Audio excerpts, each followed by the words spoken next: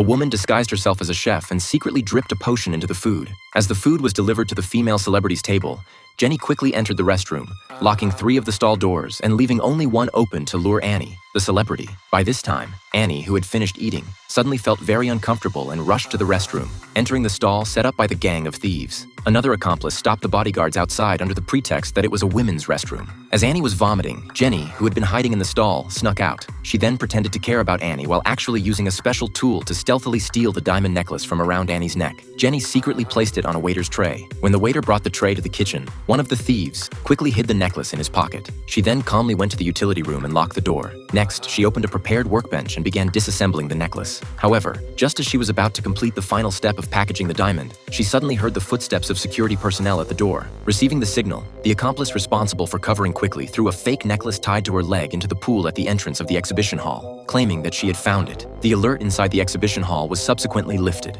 The gang of thieves put the diamonds into their pockets in batches and handed them over to other members disguised as special guests, who calmly took them out of the hall. By the time the police discovered that the necklace was a fake, it was too late. The surveillance footage showed no suspicious traces. To track down clues about the missing diamond, the police could only investigate Annie, the celebrity who had been wearing the necklace. Unexpectedly, when faced with detailed questioning from the officers, Annie concealed what had happened. Then, while several thieves were dividing the loot, she went straight into their den. As everyone looked on in shock, Annie calmly sat down on the sofa. It turned out that she had long been a member of the gang, recruited by the leader with a 20% share in the plan. The current problem was how to fence the hard-stolen diamonds. The gang leader suddenly had a bold idea. She hired dozens of old ladies at great expense, asking them to take the disassembled diamonds to pawn shops to scatter the loot. However, the thieves did not expect that the police would quickly identify and question the gang leader, Eileen, based on clues. Faced with the detective's interrogation, Eileen calmly handed over her phone, trying to frame her ex-boyfriend Tommy for the theft. It turned out that Eileen had been in prison a few years ago, set up by Tommy. To complete her revenge plan, she had instigated her accomplice Annie to seduce Tommy. After tying him to the bed, they took the opportunity to stuff the stolen diamonds into Tommy's collar and took photos as evidence to send to the police. However, a few diamonds alone could not prove that Tommy was the mastermind.